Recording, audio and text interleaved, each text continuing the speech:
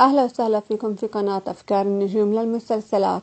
رمضان 2025 يقترب والجميع ينتظر بفارغ الصبر قائمة المسلسلات السورية الجديدة. اليوم سنقدم لكم قائمة المسلسلات السورية التي ستعرض في رمضان، من المسلسلات الدرامية إلى الشامية إلى الكوميدية. ولا تنسوا الاشتراك بالقناة ومشاركة الفيديو ليصل للجميع. أولاً سنتحدث عن مسلسلات البيئة الشامية أو الفانتازيا التاريخية. مسلسل تحت الأرض، موسم حار. تصنيف العمل درامي قديم. مسلسل السبع ابن الجبل، تدور حكايته في بيئة افتراضية قديمة. تصنيف العمل دراما اجتماعي إثارة ومستوحاة من البيئة الشامية. مسلسل ليالي روكسي، تصنيف العمل بيئة شامية. مسلسل العهد، تصنيف العمل بيئة شامية.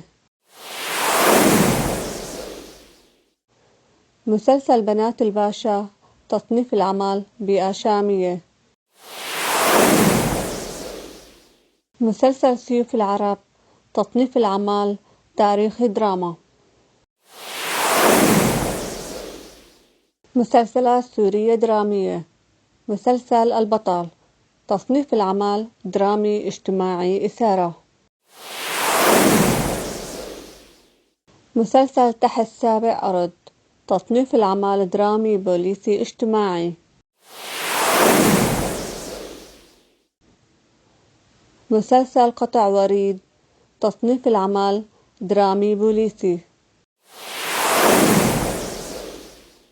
مسلسل دوار شمالي، مسار إجباري، تصنيف العمل درامي بوليسي. مسلسلات كوميدية سورية. مسلسل نسمات أيلول، تصنيف العمل درامي بإطار كوميدي اجتماعي. مسلسل ما اختلفنا الموسم الثاني، تصنيف العمل كوميدي. أما المسلسلات المشتركة، مسلسل سكرة الحب، المسلسل مشترك درامي.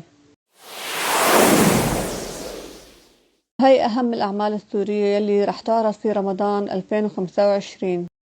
ولا تنسوا تضغطوا على زر الجرس حتى يصلكم أي أعمال جديدة، وشكرا على المتابعة.